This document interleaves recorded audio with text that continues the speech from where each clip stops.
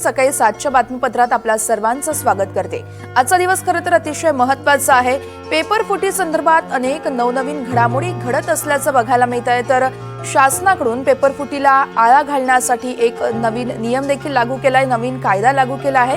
शिवाय मुंबईकरांसाठी आज तिन्ही रेल्वे मार्गांवरती मेगा ब्लॉक घेतला जाणार आहे। तर राज्यामध्ये अनेक ठिकाणी अवकाळी पावसानं हजेरी लावली आहे, त्यामुळे काही ठिकाणी शेतकरी राजा हा चिंता व्यक्त करतो, तर काही ठिकाणी शेतकरी राजा हा आनंद देखील व्यक्त करताना पाहायला मिळतोय। यासह इतर देखील बातम्या आपण पाहणारच आहोत, मात्र त्यापूर्वी पाहूयात हेडलाईन्स।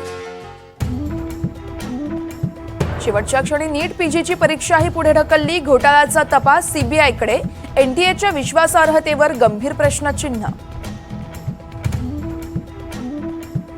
पेपरफुटी रोखण्यासाठी केंद्र सरकारकडून नव्या कायद्याला मंजुरी, 10 वर्षांचा तुरुंगवास, ते भरावा लागणार 1 कोटी रुपयांचा दंड।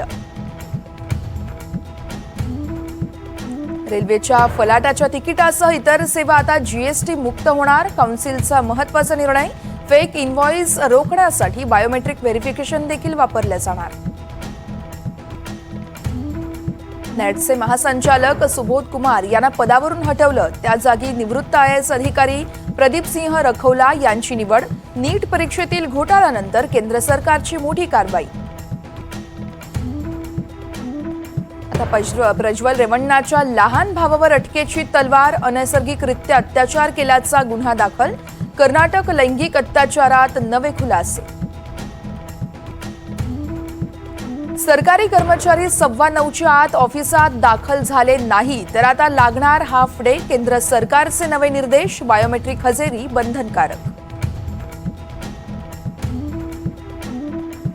T20 वर्ल्ड कपच्या सेमीफायनलमध्ये भारत पोहोचला, बांगलादेशवर 50 रन्सनं मात। कुलदीप यादवचे आज तिन्ही रेल्वे मार्गांवर घेतला जाणार मेगा ब्लॉक। पश्चिम रेल्वेवर माहीम ते गोरेगाव दरम्यान ब्लॉक। रेल्वे रुळांची देखभाल आणि दुरुस्तीच्या कामासाठी घेतला जाणार मेगा ब्लॉक, त्यामुळे रेल्वे 20 ते 25 मिनिटं उशिराने धावणार। 10 दिवसांपासून सुरू असलेलं लक्ष्मण हाके आणि वाघमारेंचं उपोषण अखेर स्थगित, शिष्टमंडळाच्या मध्यस्थीला यश।